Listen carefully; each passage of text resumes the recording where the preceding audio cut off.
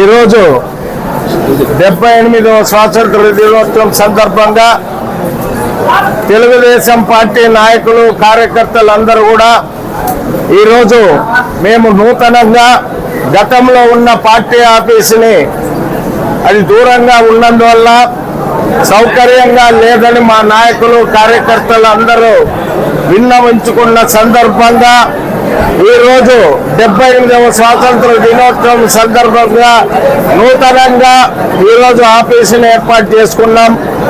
గౌరవనీయులు మా పార్టీ వ్యవస్థాపక అధ్యక్షులు నందమూరి తారక రామారావు గారికి పూలమాలలతో నివాళులు అర్పించి ఈరోజు స్వాతంత్ర దినోత్సవ సందర్భంగా జాతీయ పతాకాన్ని సీనియర్ నాయకులైన చిన్నారివాడం వెంకటరెడ్డి గారి ద్వారా ఎగరేయడం జరిగింది.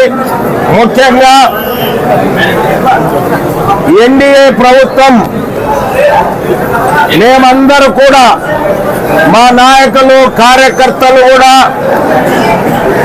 గతంలో ఎప్పుడు కూడా ఏ ఎన్నికల్లో నేను 6 సార్లు పోటీ చేసినప్పుడు కూడా మా నాయకులు కార్యకర్తలు ఈ ఎన్నికల్లో అప్పటికంటే ఇప్పుడు బ్రహ్మాండంగా ప్రతి ఒక్క చిన్న కార్యకర్త నుంచి ప్రతి ఒక్క నాయకులు కూడా ఎన్డీఏ అభ్యర్థి బీజేపీ అభ్యర్థి అయిన సోదరులు పార్థసారథి వాల్మీకి గారిని గెలిపించడం జరిగింది. అయినా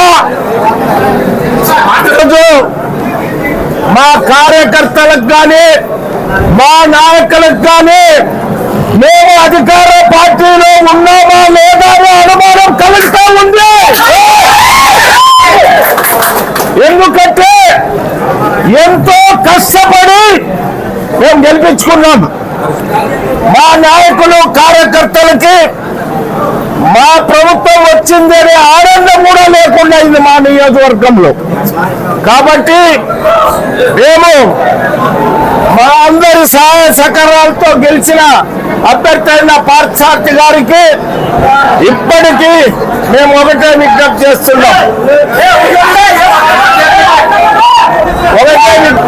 మీరు ప్రజలకు వాస్తవాలు చెప్పండి. మీరు ప్రజలకు వాస్తవాలు చెప్పకుండా మీ ఇష్టం వచ్చినట్లు మాట్లాడుతున్నారు. అది చాలా తప్పు. ప్రజలన్నీ గమనిస్తుంటారు. మొన్న జరిగిన అసెంబ్లీ ఎన్నికల్లో 0 ఓవర్లో మీరు ఏం మాట్లాడారు? గత ప్రభుత్వ హయాంలో ఆదోని సమ్మర్ స్టోరేజ్ ట్యాంక్ కి 80 కోట్లు శాంక్షన్ అయితే గత పాలకులు దాన్ని సద్వినియోగం చేసుకోలేదని సాక్షాత్తు అసెంబ్లీలో మీరు మాట్లాడారు. అదేవిధంగా మొన్న మున్సిపల్ కౌన్సిల్ సమావేశం జరిగినప్పుడు మీరేం మాట్లాడారు? ఆ రోజు ఒక్క నిమిషం మీటింగ్ జరిగినప్పుడు కౌన్సిల్ మీటింగ్ వాయిదా పడిన తర్వాత ప్రెస్ మీట్ పెట్టి సమ్మర్ స్టోరేజ్ ట్యాంక్ గత బీజేపీ ప్రభుత్వం 37 కోట్లు ఇచ్చిందని చెప్పారు. ఇది నేను చెప్పే మాట కాదు. టీవీలో వచ్చింది, సోషల్ మీడియాలో వచ్చింది, పేపర్లో వచ్చింది. ఇవి అవాస్తవాలు. ఆదోని పట్టణంలో ఉన్న ప్రజానీకానికి నేను తెలియజేస్తున్నా, కేంద్ర ప్రభుత్వము 20 కోట్లు సమ్మర్ స్టోరేజ్ ట్యాంక్ ఇవ్వలేదు, 37 కోట్లు కూడా ఇవ్వలేదు. వైకాపా నాయకులు ఎందుకు దీన్ని ఖండించడం లేదు? దీనికి ఆన్సర్ ఎవరు చెప్తారు? అవాస్తవాలు చెప్పద్దండి. ప్రజలంతా అమాయకులు కాదు, ప్రజలేమో అమాయకులు కాదు, అవాస్తవాలు చెప్తున్నారు. ఏ ఫండ్లు తెచ్చారండి మీరు? ఏ ఫండ్లు తెచ్చారు? మేము మిమ్మల్ని పొగడం, మమ్మల్ని విమర్శించుకొని మిమ్మల్ని పొగడం. ఈయన గెలిస్తే కేంద్రం నుంచి నిధులు తెచ్చి మన నియోజకవర్గం అభివృద్ధి చేస్తారని 13 నియోజకవర్గాల్లో ఉన్న తెలుగుదేశం ఎమ్మెల్యేలు గెలిచినా ఈ సౌకర్యం ఎవరికి లేదని ఈయన గురించి పొగడం మేము. కానీ ఈరోజు మా కార్యకర్తలు మేమంతా ఒక అవగాహనగా మాట్లాడుకున్నాం. ఆ అవగాహన మేరకు మేరకు మా కార్యకర్తలకి న్యాయం జరిగేదానికి ఈ రోజు వరకు కూడా మీరు అడ్డుపడుతున్నారు. మా పార్టీ అధినాయకత్వానికి ఏ విషయం రోజు నేను తెలియజేశాను. అధినాయకత్వం ఓపిక పట్టు అన్నారు. మా కార్యకర్తలు చాలా నిరుత్సాహంగా ఉన్నారు. ఈ రోజు అధికారం వచ్చిందనే సంతోషము మా కార్యకర్తల్లో లేదు. నాకు టికెట్ రాకుండా నేను బాధపడలా. పార్టీ బతుకున్నన్ని రోజులు మీనాక్షి గారు సచ్చే వరకు నాకు ఏమి రాకపోయి ఈ పార్టీ కోసం కృషి చేస్తా. నా కార్యకర్తలకు అన్యాయం జరిగితే నేను ఓర్చుకోలేను.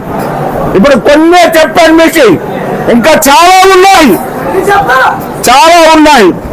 ఎందుకంటే మా అధిష్టానము ఓపికతో ఉండు, అన్ని మంచిగా జరుగుతాయని చెప్తున్నందువల్ల నేను ఒకటే ఎమ్మెల్యే గారికి విజ్ఞప్తి చేస్తున్నా.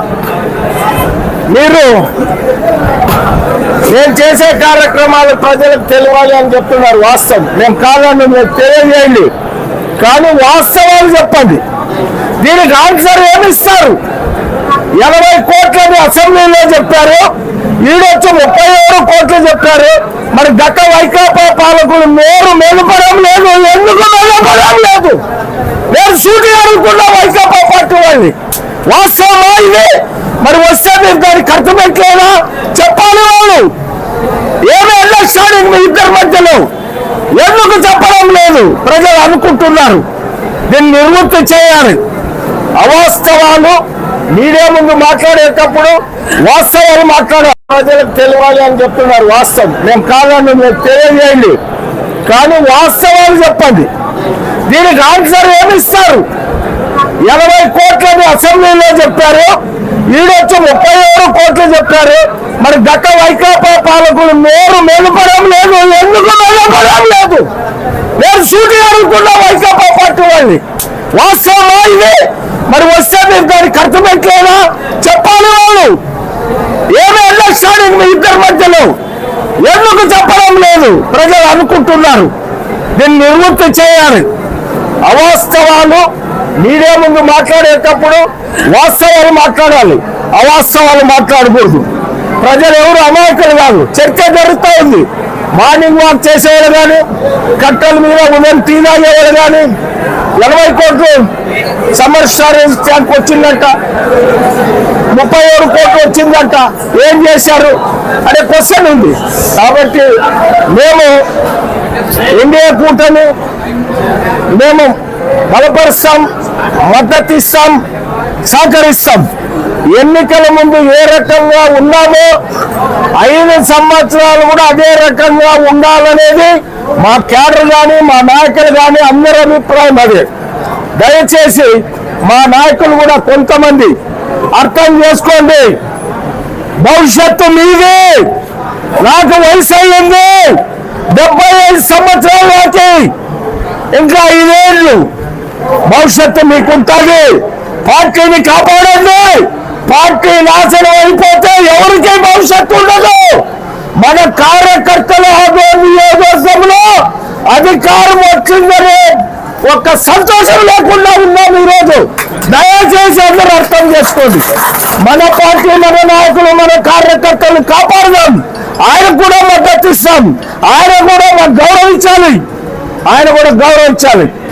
నిన్న ఒక ప్రోగ్రాం చేశారు, ఉమ్మడిగా అందరూ కలిసి చేయాలి. కానీ మా పార్టీకి పిలుపు లేదు. మా నాయకులు ఎవరు కూడా దాంట్లో పాల్గొనలేదు. నేను కానీ ఇతరులు కానీ మా పార్టీ పిలుపు లేదు. 3 పార్టీలు కలిసి చేసే ప్రోగ్రాం. కాబట్టి మేము ఎన్నికల్లో మీకు ఏ రకంగా సహకరించామో, మీరు ఎన్నికల ముందు ఏ రకంగా మాట్లాడారో అందరికీ తెలుసు. దయచేసి సోదరులు, మీ మీద వేరే ఉద్దేశంతో మేము మాట్లాడడం లేదు. వాస్తవాలు మాట్లాడండి, అందరినీ గౌరవించండి. మా పార్టీలో మీరు తలదూర్చండి. మీ పార్టీ మీ ఇష్టం. మా పార్టీ విషయంలో మాకేమైతే మనం కూర్చొని మాట్లాడినామో ఆ విషయంలో మీరు తలదూర్చండి. దయచేసి ఆయనకి విజ్ఞప్తి చేస్తున్నాం. మా నాయకులు, కార్యకర్తలు కూడా ఎవరు కూడా నిరుత్సాహపడద్దండి. 3 నెలలు అయింది అధికారం వచ్చి. మాకేమి అనేది అందరిలో ఉంది. అధిష్టానం దృష్టికి ఏమి జరిగేది రోజు రోజు కూడా వివిధ మార్గాల్లో తెలియజేశాం. అధిష్టానం కూడా కొద్దిగా ఓపిక పట్టండి, అన్ని సవ్యంగా జరుగుతాయని చెప్పారు. కానీ ఈరోజు ఈ రకంగా మాట్లాడవలసిన పరిస్థితి వస్తుందని నేను కలలో కూడా ఊహించలేదు. కానీ మా నాయకులు కార్యకర్తలకి వాళ్ళకి ధైర్యం కలగాలని, వాళ్ళకి పార్టీ మీద ఉన్న గౌరవాన్ని ఇంకా అమితంగా పెరగాలనే ఉద్దేశంతోనే నేను ఈరోజు ఈ సందర్భంగా